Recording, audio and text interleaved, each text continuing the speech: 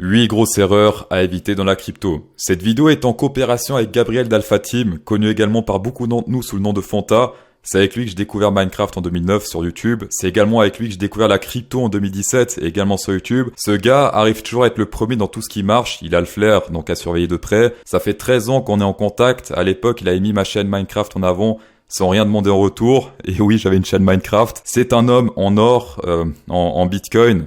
Et bien sûr, n'hésitez pas à aller checker sa chaîne en description. Dans cette vidéo, je vais faire office un peu de Bob Lennon version AliExpress, sans option expédition sous 10 jours pour des raisons de budget. On va traiter 8 choses à éviter dans la crypto, chacun son tour. Ça sera sous forme audio, donc grosse plus-value auditive. À côté, vous pouvez faire l'activité qui vous convient, du sport, passer l'aspirateur, préparer le magret de canard. Libre à vous. Je passe la parole à Gabriel. Merci CryptoSauce de m'accueillir sur ta chaîne. J'espère que je vais pouvoir donner un maximum de valeur à tes viewers aujourd'hui avec la liste des erreurs connues et les astuces pour les résoudre. Je me présente, je m'appelle Gabriel de l'équipe Alpha Team et je suis trader professionnel et coach d'un service avec plusieurs centaines de personnes que je suis en compagnie de Capitaine Lama. Vous pouvez me trouver sur ma chaîne YouTube. Mais commençons tout de suite. La première chose, c'est le trading impulsif.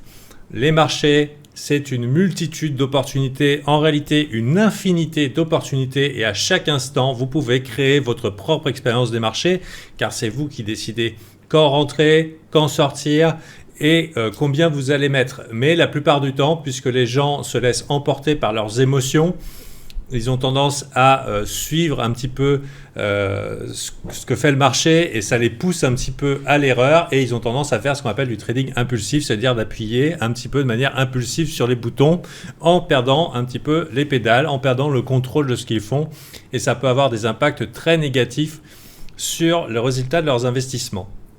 Alors, il y a plusieurs méthodes pour réussir à lutter contre le trading impulsif.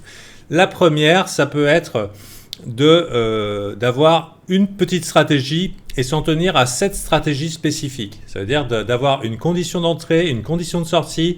Et quand je dis condition de sortie, ça veut dire prendre le perdant ou prendre le gagnant.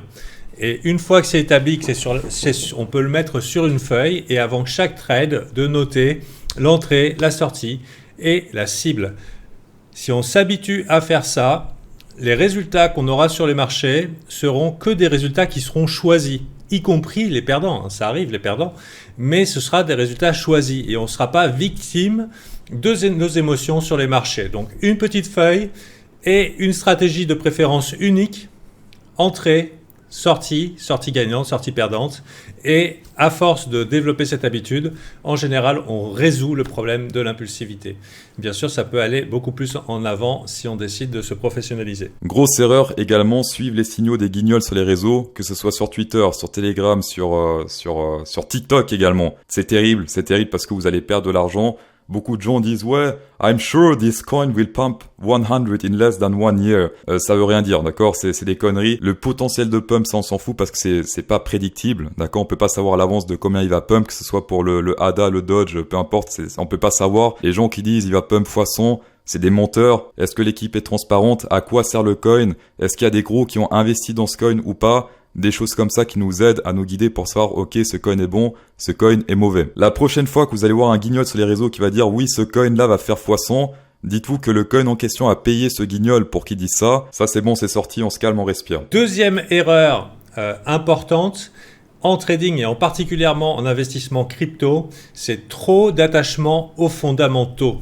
Alors, les fondamentaux, c'est un petit peu cette belle histoire marketing qu'on nous raconte. Oui, pourquoi ça, c'est le futur? Pourquoi ça, c'est génial? Pourquoi ça va conquérir le monde? Et c'est malheureusement ce qui piège beaucoup d'investisseurs qui sont très peu habitués au marché parce qu'ils vont faire studieusement leurs recherches. Ils sont allés voir tous les youtubeurs sur Internet et ils ont vu « Oh là là, ce truc-là, c'est le futur parce que si, parce que ça, parce que si. » Et il se trouve qu'en trading et en investissement, les fondamentaux, surtout en crypto, c'est un petit peu bancal et on se rend compte que parfois, ce qui pompe, c'est des trucs de merde. On a pu connaître Dogecoin, Shiba Inu, là récemment APT qui était un même coin un petit peu ponziesque, voilà. Et en fait, on sait que finalement, là où il va y avoir des grosses pumps, c'est pas forcément les meilleures histoires.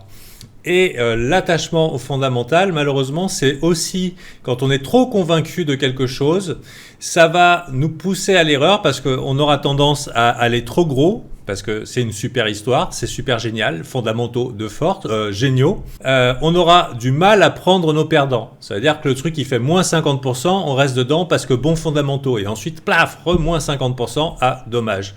Donc, être moins attaché aux fondamentaux, ça peut être très utile. À la limite cynique sur ces histoires crypto en disant que finalement, ce qui va primer, ça va être les tendances et de bonnes petites connaissances en analyse technique, ne serait-ce que pour appuyer votre idée d'investissement, parce que le technique précède le fondamental et ça veut dire qu'un beau graphique, parfois, c'est plus important que des bons fondamentaux, ou en tout cas une combinaison des deux, c'est mieux pour éviter de se retrouver avec des gros perdants.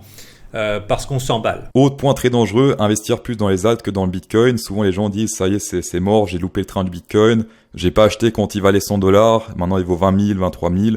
C'est fini, il faut que je trouve le prochain Bitcoin, le fameux prochain Bitcoin. Niveau altcoin, il faut savoir que la grande majorité des altcoins vont mourir d'ici 3 ans, 4 ans grand max. 98% des altcoins vont totalement se péter la gueule d'ici là. Oui, en effet, le Bitcoin va sûrement pas faire du x100 à nouveau comparé à ce qu'il a fait ici en 10 ans. Mais c'est un investissement. Un investissement, c'est quoi? C'est investir de l'argent et faire grimper graduellement la valeur de cet argent sur les années. Donc en effet, un x100, ça risque d'être compliqué. Même un x10, ça risque d'être compliqué, mais plus réaliste que du x100. Mais ce qui est sûr, c'est que vous avez beaucoup plus de chances de faire du profit sur le Bitcoin en 3 ans que sur n'importe quel altcoin sur 3 ans, statistiquement. Pour faire simple, personnellement, les altcoins représentent environ 5% de mon wallet. D'accord? 5%, c'est vraiment juste spéculation, c'est de l'argent fun que j'ai misé sur des altcoins, mais tout le reste, 95%, c'est du Bitcoin et de l'Ethereum. Une erreur connue et très dangereuse pour l'ensemble des investisseurs dans la crypto, c'est de partir all-in. Souvent, c'est tentant de partir all-in pour pouvoir faire ce que ces belles histoires, on nous raconte, ces gars qui sont devenus millionnaires en mettant 1000 balles sur un coin, puis ensuite leur gain sur un autre, et ça s'est bien passé. Mais pour un millionnaire qui va faire ça et qui va faire du trading de dégénéré, eh ben, il y a 1000 personnes qui vont tomber et qui vont tout perdre.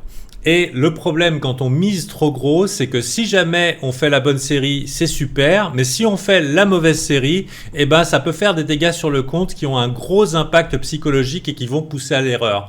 En général, quelqu'un qui va perdre plus de 50% de son capital, il va vouloir se refaire. Et à partir du moment où il veut se refaire, il va chercher à forcer des résultats et en général, finalement, tout perdre parce qu'il va prendre plus de leviers, plus de risques pour essayer simplement de retrouver son investissement.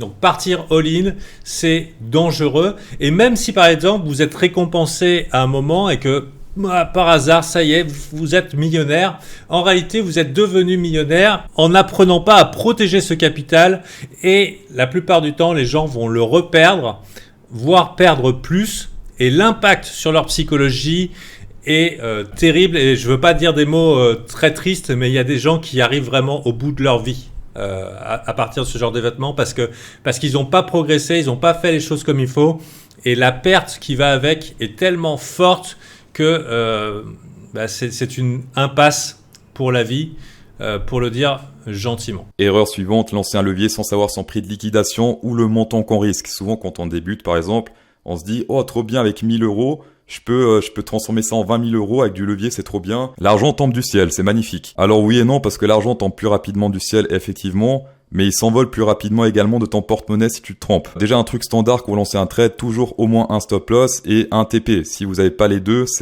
votre trade est perdant, vous allez perdre de l'argent. Donc toujours un stop loss et un TP minimum. Et si on fait du levier, il faut que le stop loss soit sur le prix de liquidation ou plus haut, si c'est un long par exemple.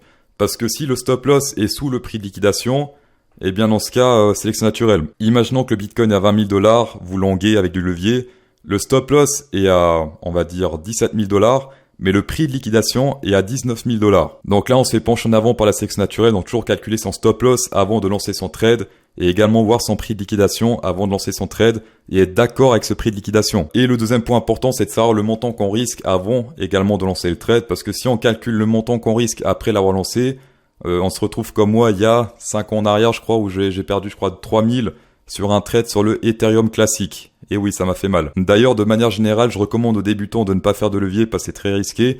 Si vous faites du levier, faites ça en démo trading, mais pas en trading réel parce que c'est risqué. Le démo trading, c'est de l'argent Monopoly, donc on s'en fout si on perd cet argent.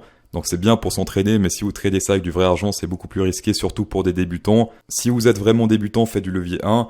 Vous en faites pas des opportunités, il y en aura tout le temps, tous les jours. C'est pas parce que vous vous dites, ah ça y est, ce trade, je vais le gagner, que vous allez gagner. Revenge trading. Le revenge trading, c'est l'envie de se refaire. Ça veut dire, j'ai fait une faute, j'ai fait une erreur, j'ai eu un perdant, salaud de marché, il est venu chercher mes stops pour ensuite arriver à destination, je vais me refaire. Et en fait, à partir du moment où on a un petit peu ce désir un peu trop agressif, on a tendance à projeter nos idées, vouloir créer le résultat. Mais pour pouvoir avoir une bonne approche du trading et de l'investissement, il faut un mindset en béton armé et on ne peut pas forcer les choses. Le trading, ça ressemble davantage à de la pêche que à du combat. Et agiter sa canne à pêche très fort au-dessus de l'eau ne va pas faire apparaître le poisson. En réalité, ça va le faire fuir. Et il faut avoir la patience de saisir l'opportunité. Clac, au moment où ça arrive, ferré et seulement quand ça arrive. Voilà, pour maximiser ses gains. Donc le revenge trading, en général, qui est la conséquence des autres problèmes qu'on a vus ensemble, qui est l'envie de se refaire, l'envie d'annuler une émotion négative en forçant la réalité. En général, ça aboutit à plus de dégâts et il vaut mieux parfois digérer tout simplement ce qui s'est passé avec l'envie de trade mieux plus tard ou de trade la bonne opportunité et de le faire le mieux possible pour finalement obtenir ce qu'on désire, c'est-à-dire des résultats positifs. La dernière grosse erreur proposée par CryptoSauce Psychosauce, c'est ne pas backtest sa stratégie. Et d'ailleurs, ça c'est même certains traders expérimentés qui font ça parce que ils se disent ça y est, ma stratégie est trop bien, elle a 50, 60, 70% de réussite. Sauf que le trading change avec les années et peut-être que leur stratégie ne fonctionnera plus dans 1 an, 2 ans, 3 ans et ainsi de suite. Et donc, c'est risqué de trader une stratégie sans même la tester, sans même savoir si elle fonctionne ou pas. Donc, le mieux, c'est de backtester une stratégie environ 100 fois. Oui, c'est beaucoup, ça prend du temps, mais l'argent, c'est du temps. L'investissement, c'est du temps. Le backtest, c'est du temps également. Le but, c'est avant tout d'être en profit. Donc, si avec 100 backtest, vous êtes en profit avec votre stratégie, eh bien c'est parfait, vous pouvez la trader sur une certaine durée. Si vous remarquez qu'après un certain temps, cette stratégie n'est plus assez rentable ou plus rentable du tout, eh bien il faut se remettre en question. On se remet en question et on crée simplement une nouvelle stratégie qu'on backtest ou plusieurs stratégies qu'on backtest. J'espère que vous avez compris. Est-ce que les traders Elliott Wave ont compris? Et voilà, ça sera tout pour Gabriel d'Alpha Team et moi. On espère que vous avez appris des choses. Surtout, n'hésitez pas à aller checker la chaîne de Gabriel en description. Insérez un pouce bleu dans cette vidéo si ça vous a aidé. Merci à Gabriel pour sa participation, pour sa collaboration et bonne soirée.